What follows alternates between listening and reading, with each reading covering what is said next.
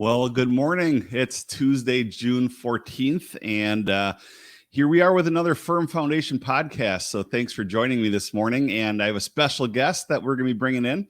Again, just want to thank you. I will admit that this is a pre-recorded one. And so I want you to feel free to comment in the section below, whether you're watching on YouTube, Facebook, wherever you're watching, so that you can get some deeper insight into what we're talking about. So Foundations for Living obviously works in Waupaca, in the greater Waupaca area, Waupaca County, surrounding areas. And we are we've been here since 2011, and I've been the director just since beginning of May. So it's a little bit of a new process for me, but I hope these podcasts have been beneficial. Last week we had Jill with us. She's our programs manager and case manager. So if you haven't watched that one, be sure to look back and watch those so that you can get to know what she's all about, because it's a very important role for the people that come through our center, that she gets to work with them, get them involved in programs, get them the assistance they need. And then the week prior, we had our assistant director, Michael Hall, help join us. And so he shared a little bit about this place as well. And we really appreciate you guys taking the time to watch this. So feel free to comment, like it on YouTube, so that you are able to get the updates on this. So, well, this morning we have a very special guest with us. And, you know, homelessness is not specific to large cities. We have homelessness in Waupaca. We have homelessness in other areas that surround our city, from Poisippi to Manawa and different cities like that. But what I wanted to do this morning is bring in my guest. He's a friend of mine, a dear friend of mine for many years. He goes by Pastor Bob Beeman. He's from Sanctuary International in Nashville, Tennessee. And so I'm going to welcome him in. Good morning. Good morning. Good morning. How are you doing? Good to see you. You too. I'm doing great. So a lot of people watching this right now don't necessarily know who this Pastor Bob Beeman is. I mean, the church I pastor, obviously they know who you are, and we've been down by your place before to help out. But you're joining us from Nashville. Actually, specifically, what city? Well, I'm in Mount Juliet right now. Yes, just a little suburb right outside of Nashville. That's awesome. And from the fine office of Panera Bread, I hear. You know, I am, and I'm sitting here drinking some Panera hazelnut coffee. Okay. Good stuff. It's the good stuff. Now, it just wouldn't be a podcast. You and I have done a lot of podcasts together, but it just wouldn't be a podcast if you didn't plug your own coffee, because Sanctuary International has their own coffee, which goes to support your homeless program. It does. It's one of our mugs. Headbangers Brew is the name, and it says a hug and a mug. But we've been selling coffee for a few years now to the heavy metal crowd, and all of the proceeds from that and all of our bling, all of our merchandise goes to support the homeless ministry. It really helps. It's been a great income. That's great, because, you know, whether we want to admit it or not, to run a ministry, a program that supports homelessness and feeds the poor and all that, it takes money to do that. It does. A lot of it. Yeah, and we'll talk about that in a little bit. But you mentioned, and for those that are not aware of your history, you said that you sell the coffee to the heavy metal crowd. Now, you and I are both Christians. You were raised that way. I was raised that way. In fact, our upbringings are very similar in the Assemblies of God, loving Southern Baptist, Southern gospel music, and so much more. But you have a ministry that really, I guess, puts you on the map, having a ministry to the heavy metal crowd, the Christian metal crowd. Can you tell our folks a little bit about that? Well, I'd be glad to. You know, by the way, Bob, a few years ago, I did an article for, I'm trying to remember the magazine. I think it was Christianity Today. And because I'm known as the heavy metal pastor, people think that all I listen to is heavy metal. So I did this article called "Confessions of a Closet Gaither Fan," and so that's me. And sometimes I sit and listen to the Gaithers, and people probably think that's the last thing I would listen to. Well, Bob, 50 years ago, I started pioneering. I'm one of the early pioneers of Christian rock music, 50 years now. And when heavy metal started coming in, we jumped on the bandwagon and started discipling those people. Stryper was the first big band that came out in Christian heavy metal. And Michael Sweet, the singer, was my first worship leader in the church. And we're in 22 countries now. It's an international ministry. We do festivals all over the world, and so that's kind of my day job, so to speak. The homeless ministry is something that, well, Bob, I feel like I was kind of shamed into. I made a statement one day while I was speaking in Nashville that we need to take responsibility for our lives. And I made a bit of a derogatory statement about the homeless needing to do the same thing. Which Somebody is came easy up to to me do. afterward. Yeah, it is very easy to do. I didn't understand. Yeah. And I think a lot of people don't understand. And somebody came up to me afterwards and said, Pastor Bob, have you ever really sat down and talk to a homeless person and really understand where they're coming from and why they're homeless? And I thought, I don't think I ever really have.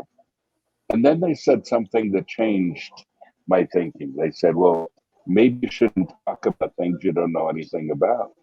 Wow. Yeah. Huh.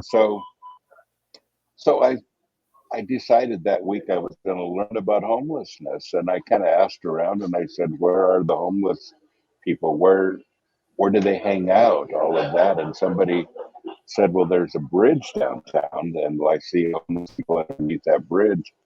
So I walked over, and there were some guys sitting there, and I introduced myself. And of course, I look like I could possibly be a biker. And so they said, are you a biker? And I said, no, but my cousin, and this is true, my cousin is probably the most famous biker in the world. My cousin Sonny, who's the president of Hell's Angels, he's the one that kind of put motorcycles back on the map, so to speak. Yeah. And so, of course, they knew who he was. We were instant friends. I had some street cred, and and they invited me to come back. And they said, and when you come back, would you bring some food? We're hungry. And I thought, wow, I never thought of that. So I got to know them. I got to know why they were homeless. They were all veterans. And I realized that even though there's some provisions for veterans, there's way too much red tape. And a lot of veterans, even to this day, have given up trying to fill out all the papers. And so that was the beginning. And I started taking down sandwiches, and they would invite their friends, and their friends would invite their friends. And pretty soon we were feeding hundreds of people. So to this day, Bob, and this has been 17 years ago now, Yeah. we're between 11 and 15,000 meals a month. So we've definitely grown from that first meeting. But I've learned a lot about homelessness in the process. Yeah. And going back to your other statement, I can't imagine why people would think you work in the metal community. I mean, Yeah. it's Go figure. right. So I've had the privilege of bringing a group down to your place quite a few times, and personally, I've been there as well. And it's what I appreciate about it is very grassroots. It's not you don't overthink it. It's something that you prepare all the meals on site, and really your right hand man or lady is somebody that near and dear, and that's your mom. Yeah. And she's really the boss. Yeah. Yes, she is. Yes, Bonnie is a person that really is the person that puts all the food into motion and stuff. And when you first started, that's when I learned the old military way of preparing coffee for many people. Yeah. Yeah, she you've heard the term put a sock in it. Yeah. Well, that's what she does. Yeah, Yes. she takes a big long sock, puts coffee grinds in it, and then puts it in boiling water and makes a huge pot of coffee. And yeah, she's she'll be 92 in 2 weeks. Isn't that something? And not slowing down. I mean, she runs the whole thing. She does a lot of the cooking. I'm still trying to keep up with her, and she's an amazing person. And Bob, she's had a really interesting relationship with the homeless. Yeah, they call her mom or grandma. They do, but especially, we get a lot of different kinds of people. We get prostitutes, and these days, quite a few transvestites. And the transvestites are the ones that are drawn to her. They tell her their stories. They'll see her coming and say, "We need a hug," and she just, she doesn't say anything about how they're dressed or whatever. Just loves them where they're at. And it's I'll tell you, it's very special to see my 92-year-old mom embracing the prostitutes, the transvestites, the drug dealers, whoever they are. She's mom to every single one of them without asking any questions. Yeah. Yeah. And really up till your father's passing, he was an intricate part of it as well, which is Very really much makes so. it a unique family ministry and program. Yes, absolutely. And he was just a couple of weeks away from being 90 when he passed away. Yeah. Marvin was a great guy. Yes. So regarding homelessness, so people tend to can have the mindset of saying, well, that's just in a big city. I know here in our small city and other cities, there's a little bit of an image control thing. Nashville deals with the same thing. Regarding, you've mentioned when a large event comes to town, they bus homeless people out in order to clean up the streets a little bit. But we find a lot of similarities between any city and a small city like Waupaca, that homelessness is a real thing. It's a real thing. And I think our perception of it is that there's just a lot of lazy people, too lazy to get a job, that are living on the streets and just expecting everybody else to take care of them. The reality is that the street is the worst place to live. It's unsafe. It's full of trauma. In the summer, it's too hot. In the winter, it's too cold. Yeah. And it's not a good place to be. And it's not a place that any of the homeless would choose to be. So, but there are a lot of reasons people are homeless these days. And Bob, it used to be that the two standard things were, the two biggest reasons were that, first of all, they were maybe having some mental difficulties, and that is true with quite a few, not capable of holding down a job, whether it's emotional or whatever it might be. Yeah. And the second one is what I see growing mostly, and that is that people are finding themselves without finances to have a house. And that's becoming more and more of the reason for homelessness these days. You look all over the United States, and all of us are struggling. We talk about the gas prices and how much it's damaging to our pocketbook. But what if you were at a place where you were one paycheck away, which many Americans are, from hitting the streets? Yeah. And then all of a sudden that paycheck is removed. If you don't have a safety net, you are on the streets. And Bob, I think that's the thing that separates us and them, if I can say, that you and I, Bob, if we ever lost it, we have friends and family that would take Right. us in, that would help us. What if you don't have a safety net? And many people don't. When Yeah. you lose it all, you're on the streets. That's where you are. And Going, so, yeah, regarding the people that you do serve, one of the things that stood out to me first when I first had you up at Radiant Fellowship, probably about 2008 or nine, you have a couple people on that you serve that are homeless, but really were your movers and shakers in the community because they were lawyers at one time. They sat on city council meetings, and they went to bat for you on behalf of your homeless program to the city of Nashville. So, there's all different types of people that serve under that you serve under the bridge. They're not just yes, addicts, or prostitutes, but yes. these, it's interesting if you could recap that with regarding the lawyer. And there was also another story that stood out to me was how you mentioned a lot of people that are under there really do have a solid walk in their faith. Yeah, let me talk about both of those things. Both are Yeah. important, Bob. Um, yeah, it's very interesting what kinds of people you meet. I've had guys that have written famous songs, Hmm. and I know that they're the authors of the songs, and yet they've lost everything. Songs that you might know the words to, and they're homeless. Um, you mentioned Steve, who's a lawyer and Yeah. a very good one. He's got some emotional difficulties that I've seen kind of crop up from time to time. He's one of the most intelligent men I know, and he still is the guy that goes to bat for us legally every time. And he's met with the mayor many times. He goes to all the city council meetings.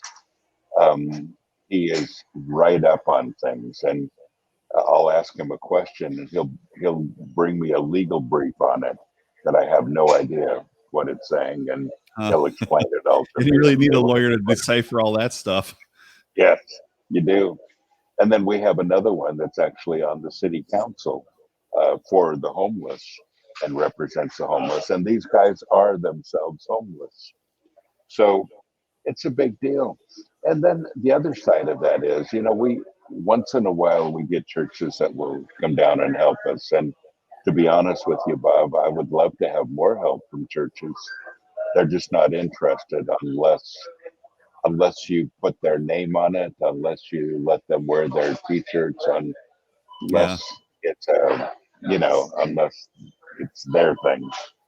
So, and when churches call me, I say, I just have two rules. One is that there's no photography. It's very demeaning when you come down and you take pictures of all the homeless people, Yeah. like you would take pictures of animals. It isn't a cool thing. And secondly, no church insignia.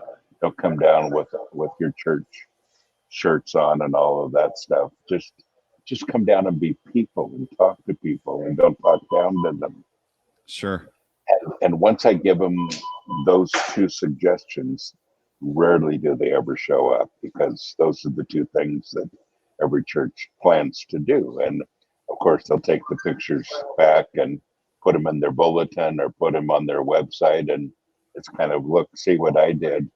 And so we have this disconnect with what it really means to serve.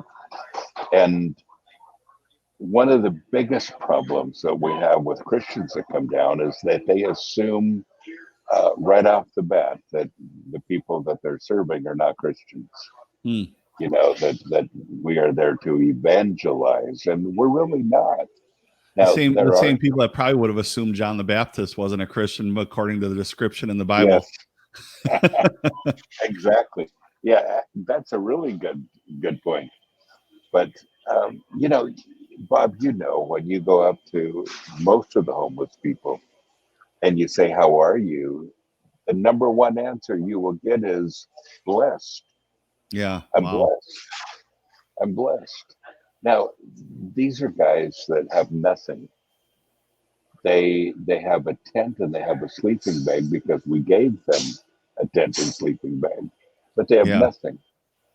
And yet, Bob, I think that in some ways they're way beyond where we're at.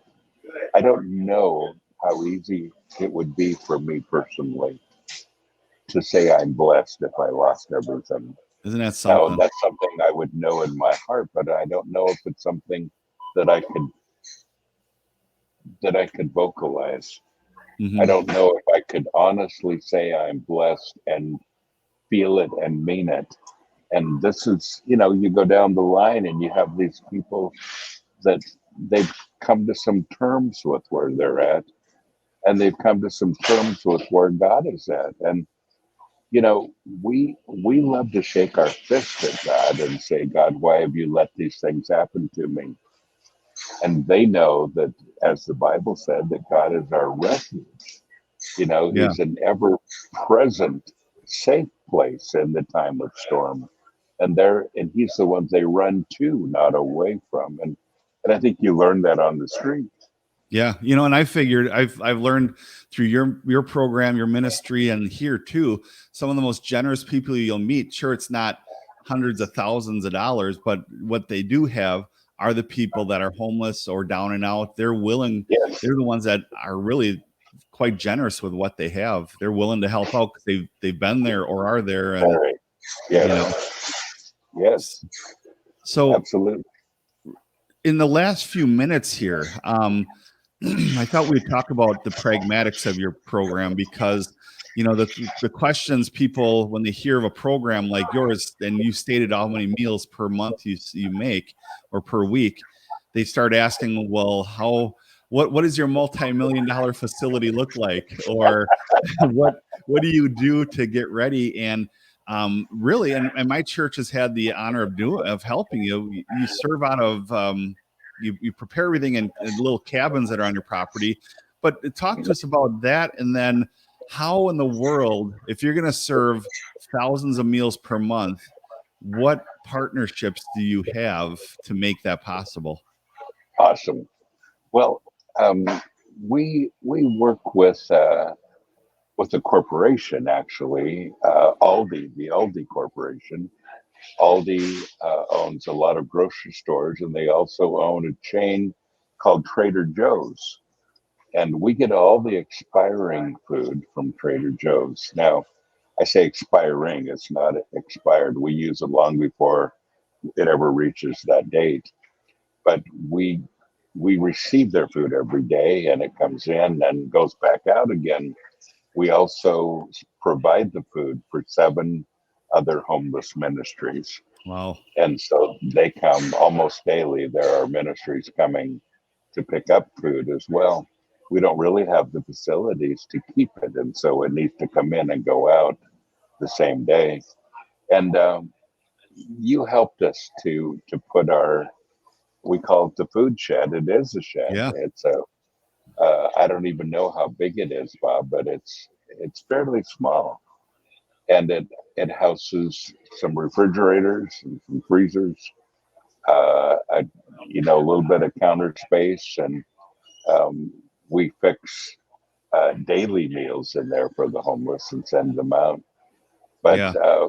we get by with, it's probably not more than, Bob, would you say maybe 150, 175 square feet? I would guess it to be about that. Yep. Yeah. And then we load it on a truck. We have an old used U-Haul truck, very used, and we load it on the truck, and we take it down and set up tables and serve. And you have a And trailer too that you take with you that has been, again, probably some of the homeless folks and other people that have skills turned a utility trailer basically into a rolling grill restaurant thing. it's awesome. Yeah, we put 3 grills on it. We can serve 160 hamburgers at a time, and it's just on a flatbed trailer. And that's been awesome. We do that once or twice a week. We want to do more. But we're running into some difficulties now, Bob, because they passed a new law here in Tennessee making homelessness a criminal offense. Hmm. And so starting July 1st, it is illegal for homeless people to camp on any public land, Wow. which eliminates most of the camps. So we're already starting to push them out. We serve in 5 locations. At this point, all 5 locations are brand new to us, except for one of them. And the place that we served for 16 years under a bridge, we're no longer able to serve there, and they fenced it all up, and they've eliminated the homeless from that area. Nashville is very much a tourist community, It really and is. so yeah, they don't want the homeless around. Um, so we've been pushed out and pushed around, as the homeless have too. So we're in the process right now of putting together another truck that we're creating a mobile diner where they can come actually on the back of the truck or inside the truck.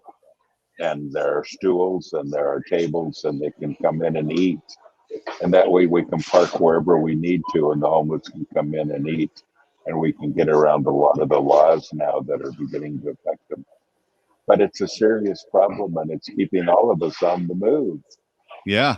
Well, and I've been there enough times. It's literally like another New York City. And, if the city can have pedal taverns and pedal restaurants and everything, why not throw a Yes, restaurant in the back of a truck? yes, you know, yes, and yes. So well, that's really exciting. And do you still get help from Publix? we don't any longer, actually, Okay, but we do from Panera. I'm sitting at Panera right now, that's and great. and so once a week we get all of their food. And but we've also joined a coalition. We put together a coalition of people who have food coming in, sometimes Mhm. by the semi truckload. And so we share a lot of the food. If anybody runs out of something, somebody else has it. And so we put together this coalition. So we're pretty plugged in with being able to get food. And, these days, Bob, our focus isn't just the homeless on the streets, but it's those people who can't afford both food and shelter. Yeah. It's either one or the other. So we're trying to give families and people that are marginalized food as well. Well, great. Well, I don't want to take all your time, but thanks for joining us. If people want to find out more Well, thank about it, you. they can go to sanctuaryinternational.com, Yes. and they'll find a link there for the homeless program that you run. And certainly they can find you on Facebook. You're a very reachable person. And so thank you, my friend, for joining us. I really appreciate that. My pleasure, Bob. Thank you so much. All right. Take care. So there you go, Pastor Bob Beeman joining us. And before we log off, I do want to mention that we have Foundations Fest coming up on Saturday, August 6th, 11 a.m. till 4 p.m. The Refinery Church is going to provide the music. The church I pastor, Radiant Fellowship, is providing all the meat. We're going to be giving out school supplies to kids and families that are in need, clothing, whatever they need, all free of charge. Kids can play in the bounce house while we're doing that, and we're going to give tours of our facility. So mark your calendars for August 6th, 11 a.m. till 4 p.m. right here at Foundations for Living, 1421 Churchill Street in Waupaca. And again, thank you for joining us. And I will be back next week with another podcast and another guest, probably one of our own staff. Have a great day.